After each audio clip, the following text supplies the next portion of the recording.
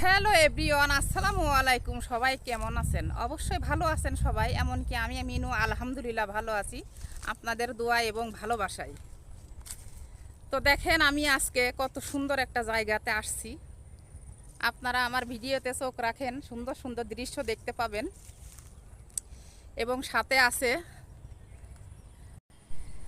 দেখেন, সাথে আছে বিশাল এক নদী, নদীর উপরে বিশাল এক আকাশ।